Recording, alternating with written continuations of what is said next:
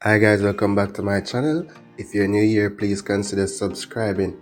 In this video, I'm going to be sharing with you how I was able to leave college debt-free with UTech owing me over 64,000 Jamaican dollars. When I started UTech in 2011, I was fortunate enough to have my first year tuition paid and my dorm fees paid. But while living on dorm, I used to live below my means drastically. I used to wonder how some people could afford Burger King and afford tasty food, because in those times what I have to do was to go to the grocery store, buy grocery to last me for like 2 weeks, and normally like when I go to Juicy Patties, all I could do is buy a patty and then go back to my dorm room and eat it with 2 slices of bread.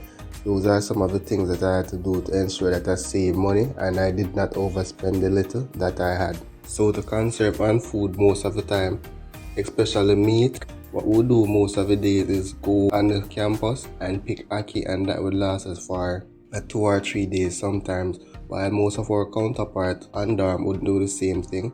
They would try to have the best meal and, put on a show sometimes. But swallowed my pride, and me and my roommate would go anywhere on campus. We still like the ackee and anything that available that we could pick and bring into our dorm. Those are some of the things that we do to save money. Fast forward second year, one thing that I also do is that most people try and do 4, 5 and 6 courses in first and second semester. What I did do is 3 courses per semester. That would mean that the money to be paid per semester would be way less. So instead of finding 140,000 Jamaican dollars for a semester, it would work out to be about 90,000. So that was kind of strategic, and I also did summer. So while most people were out running up and down having fun in summer, I was still doing school. So that would allow me to complete the courses that were supposed to be done in first and second semester. Fast forward to the second semester of college, my aunt was now starting her bachelor's degree after many years. My aunt has been very supportive to us. I don't remember her age when she did her bachelor's degree, but I think it was in her 40s, I think. So second year I had to take student loan, which was about $320,000 thereabout for the year. And that was my first time going into debt. Second year I was living off campus where the rent was a bit cheaper. I paid like $10,000 or $12,000 per month for a shared room. And this was also a bit strategic because it's easier to find $10,000 per month or $12,000 per month versus $140,000 for the year for dorm fees. So in first year I learned about the work and travel program. A few of my friends went and they saw how good it was, and they were able to make money and they were to pay their school fees and buy the latest phones. And it was a bit skeptical for my family because they don't know how it would work out, and for them paying for plane fare plus paying program fee is a bit risky. But anyways, I convinced them and I borrowed $1,000 for the program fee, and I also borrowed about $500 for plane fare. From longer time I was always saving money, so I was able to purchase about $300 to $400, which I brought on the program with me the first time I went. While on the program, I had to work 3-4 jobs night and day just to make some money. And at that time, I was making an average of say $8 per hour. Coming back from the program in first year, I came back with about $5,000 thereabout. And then I realized that I had to pay a school fee, and in my head there's no way I'm going back broke. So there and then converting that would be about $500,000 Jamaican dollars, and that's when I started applying for scholarship. So this was actually the first time stepping out of my comfort zone, where I started applying for scholarship. My roommate was very instrumental in the process because I was saying if he can do it, I can do it too. So I asked him how I go about applying for scholarships, and my first scholarship interview, I applied it and I nailed it. That scholarship interview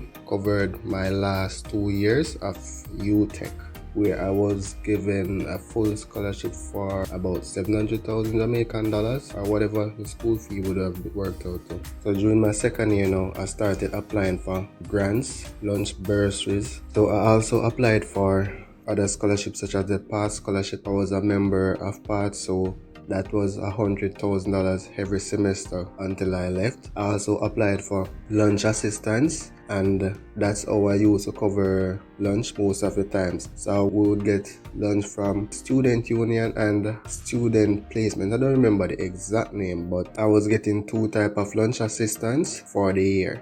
One would allow me to go like Island Grill and purchase whatever I want, student union barn, and purchase food as well. So that would be like 4 days a week. Lunch is being covered for free. Most people are aware of these things, but they are afraid to try. They feel themselves that they wouldn't get, but nothing beats a trial but failure. So if you don't try, you won't get through. And for me personally, when it comes down to scholarship and interviews, I was a very shy person.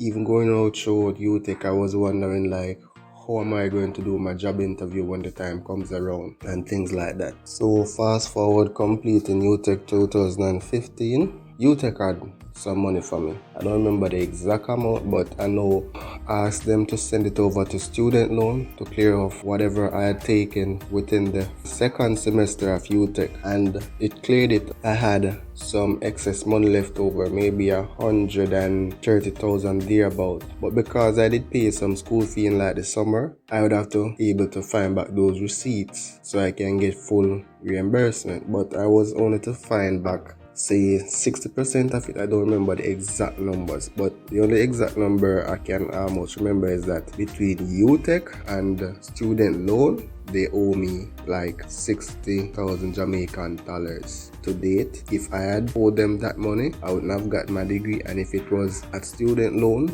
if I had owed student loan $60,000, it would be incurring interest at 9% plus arrears. Now you see how unfortunate the system is to us. Just because I couldn't find back the receipt to get back the tuitions which were paid, and given the fact that I would have to provide those receipts when I made the payments, should be enough for them to refund me the money that they owed me. But such is life. That is now of the past, and all I can say is, for those who are out there now and struggling with student loan, all you need to do is probably make the right decisions, live below your means, take some risk, and stop living up. Because during my days in college, a lot of students living up. Unlike most people when they were on work and travel, a lot of them purchased the latest iPhones, the latest Samsung phone. All I did was purchase a simple LG, costing me about $230, while my counterparts, their phones were valuing like $500, $600. Me in my head, like, the first time working those type of money, there is no way I'm gonna spend so much money to buy a phone. To do what? Scroll on Instagram, Facebook, and IG. I mean, simple decisions like that put you ahead in life. You just have to realize it and do it.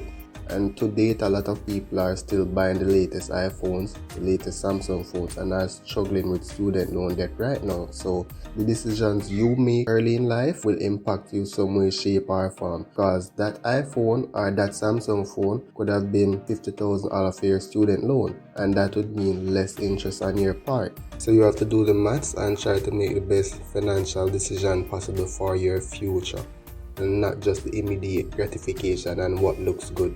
In my final year, I also went on the program. I hopped out of doing internship. In my final year, I also went on the student work and travel program. I hopped out of doing internship and took the decision to go on the program again, because I weighed the pros and the cons.